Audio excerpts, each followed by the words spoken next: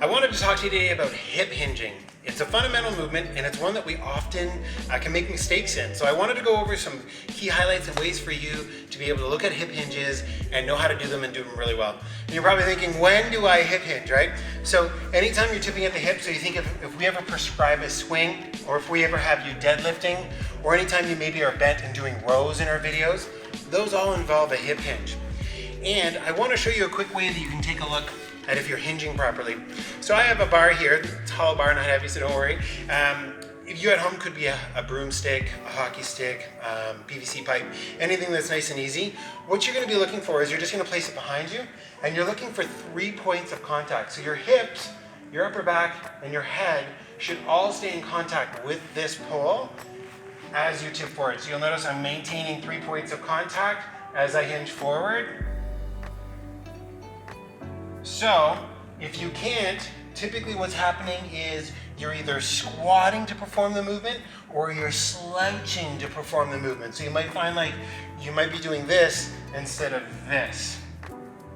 So that's one easy way. If you don't have access to a pole like that, you can always just do it standing.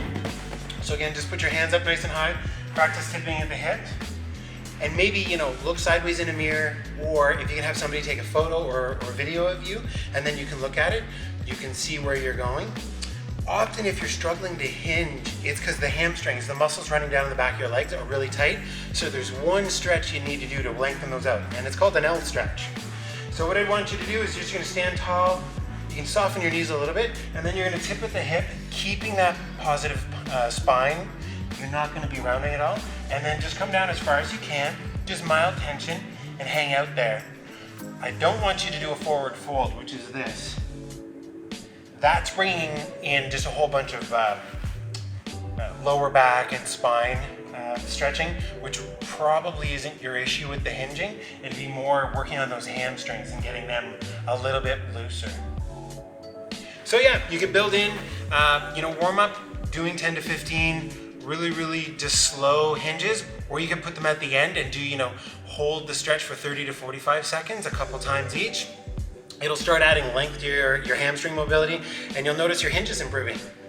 All right, leave a comment or a question if you want. I'll be sure to get back to you. Bye, everyone.